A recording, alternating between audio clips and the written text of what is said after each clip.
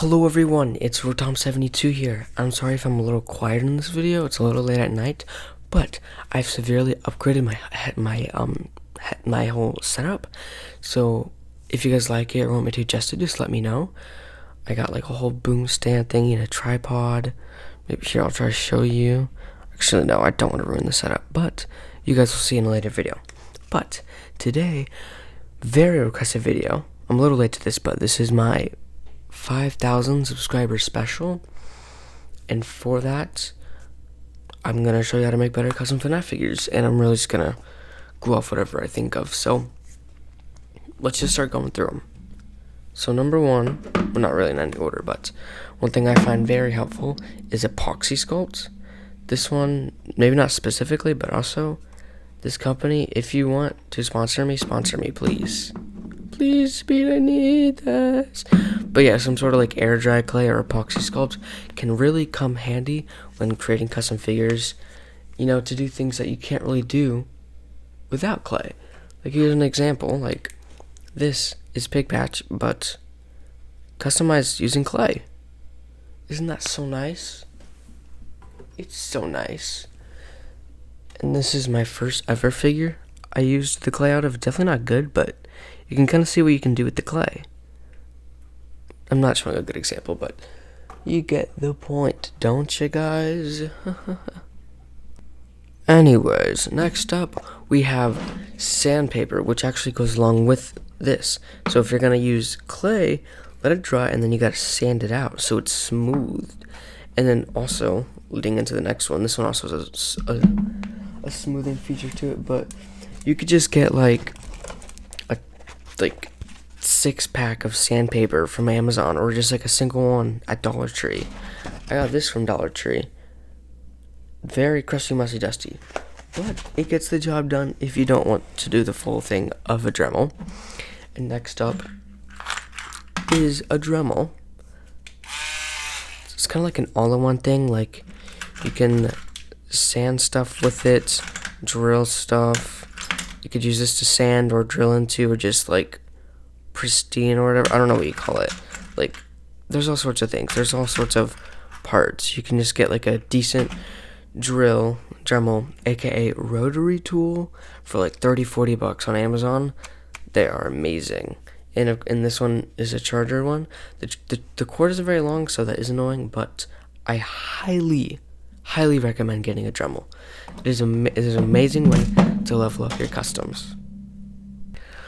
Let's put this back here, because why not? I forgot about it. Next up, we got pliers, whatever these thingies are. Like there's like these ones. Oh, oopsie. Like these things, or these ones.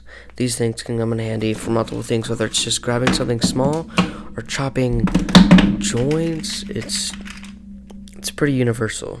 Plenty of things. And that's leading into the next one, which is get Lego ball joints. These things are amazing. I use these for head articulation, jaw articulation, ankle articulation, pretty much anything when it comes to articulation.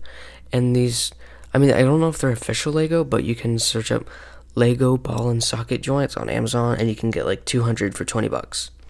They're amazing. Like you have to. You can't just not get them.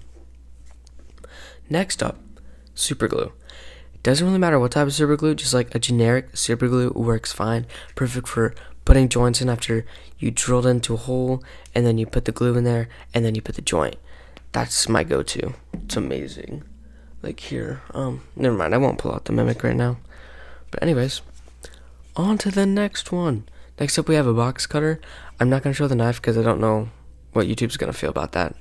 But just like a Dremel with like the razor thingy comes out like sharp, you can cut stuff. Be careful if you're under 13 or not good at sharp objects. Get a parent to help you when you're making your customs.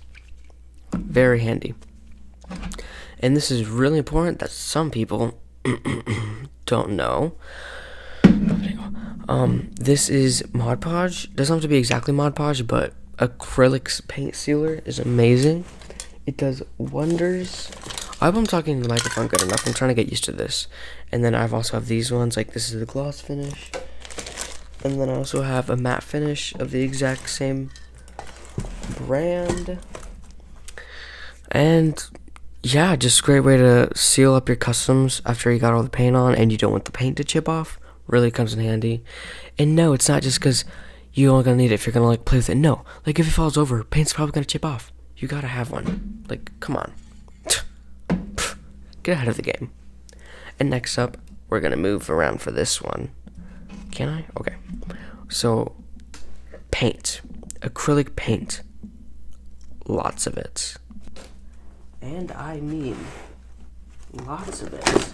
And when I say lots of it, I mean lots of it. And even lots of it.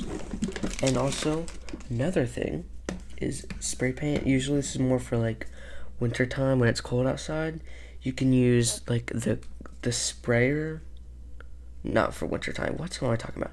When it's not winter time, this is when you use like the sprays, like the Mod Podge clear acrylic sprayer.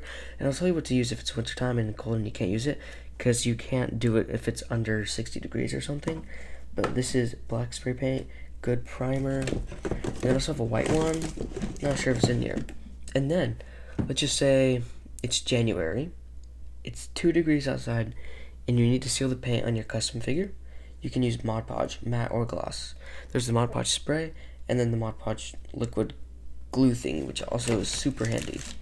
I'd highly recommend getting this. Get them from Amazon, Walmart, like $4 or $5, all different sizes. Like here I have a smaller one, and then I have like a massive gloss one right here. Don't know why I got it so big, but yeah, that is it for those. And this one isn't really a must-have, but like if you need help like getting the joints out of Funko figures, you can use warm water or a blow dryer to pull it out. And also here's another one of my Dremels. I kind of regret buying it. It was like $60, and I use it like once a month. And then this is, what do you call it? Sticky putty or something? I don't know what it's called. It's just like the little.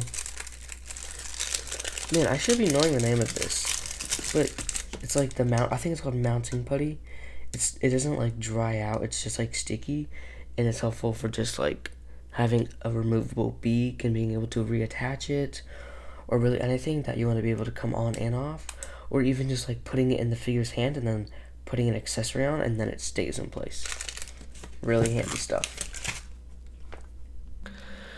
And I don't have many like actively working on customs right now, so I'm not exactly sure what I'll do for this, but I'll just try to explain it to you. Like here's an example.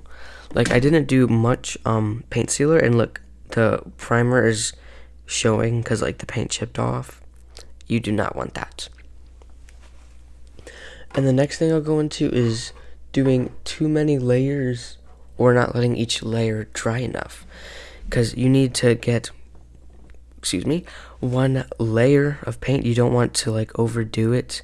Like no like one big thick layer. Just do small layers at a time and make sure there's time in between, or else it's going to be thick paint layering and layering up, and then like if you try to move it at certain joints or just like try to scratch it at all, it's going to come right off. So you got to like really take it slow. Many layers. Like you can I don't know if you can tell, it's just like very like clunky and chunky here. I don't know if I can really demonstrate it well.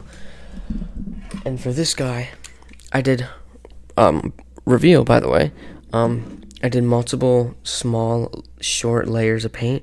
Not a lot of paint in each layer, but there was several, and that really helped improve the clunkiness. It doesn't look like there's like too much paint it's gonna like chip off or anything. Also kind of looks like there's not enough. You can really see like the 3D print lines, but I don't think that's too big of a deal because it's 3D printed. Definitely could have improved on the flowers and stuff, but this video is not about him. Alright guys, so I think that's all for this episode. I hope you guys enjoyed.